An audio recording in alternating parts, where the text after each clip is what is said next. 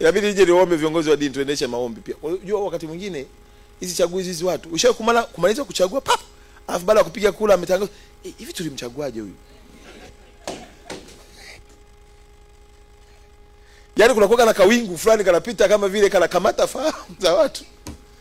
Na maana maandiko matakatifu yanasema kwamba rushwa hupofusha macho. Kwa mimi niwaombe sana, asasi za kiraia tuungane,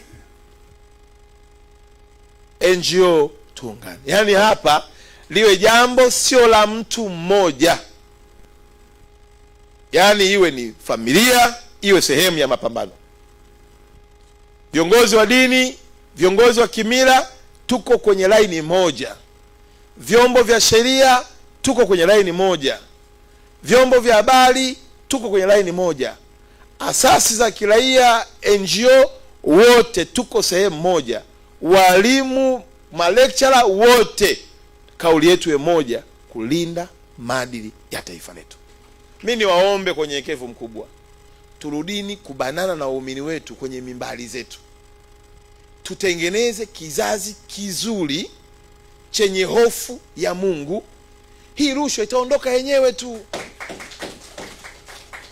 Sasa huku kote sasa hivi ukienda, I was there ni Arusha kama mkuu wa mkoa, nimefanya takwimu pale, nikagundua walimu wa shule za msingi wa dini na za sekondari, vipindi hakuna walimu.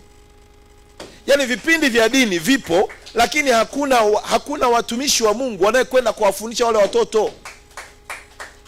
Sawa, mmeona hao watoto hawana sadaka. Basi aminini kwamba huyo Mungu anayefungua milango, Baba wa mbingu, mwenye mali zote, atawapa kwa kuwahudumia watoto wake hao wadogo.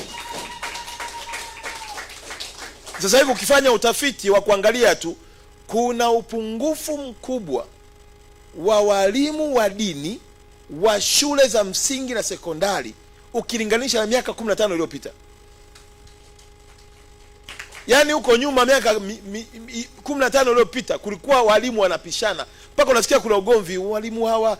Sasa hivi walimu wa dini hawapo mashuleni. Sasa unajiuliza walimu wanategemeaje huyu mtu aje kuwa mwadilifu?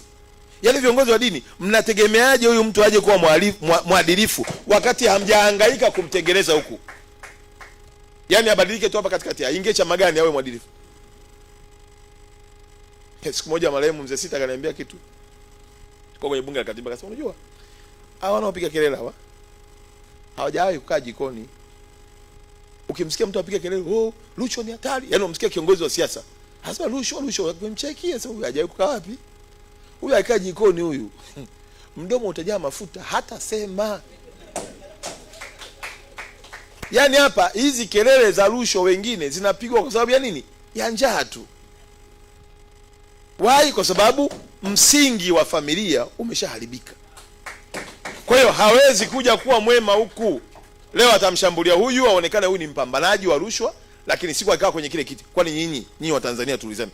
Nyinyi kuna wangapi mmewasikia wanakemea rushwa wakiwa hawana madaraka? Walivyopata wako wapi? Si mnajua kabisa kwamba fulani ukianza kuhesabu hivi sio akiingiaga pale wanakuaje? Sio wanakuaje? Walikuwa hawajawahi kuingia jikoni. Sasa hawa tuliwaacha huku kwenye misingi ya kuwafundisha katika dini, tuliwaacha. Kwa mimi ni ombi langu kubwa viongozi wa dini, ili turudi kwenye maadili yetu, turudi kwenye asili ya uungu, watoto wetu wawe na hofu ya Mungu. Twendeni mashuleni, viongozi wa dini, tukarejeshe vipindi vyetu vya dini. Na serikali haijazuia watoto wetu kushiriki kwenye vipindi vya nini? Vya dini.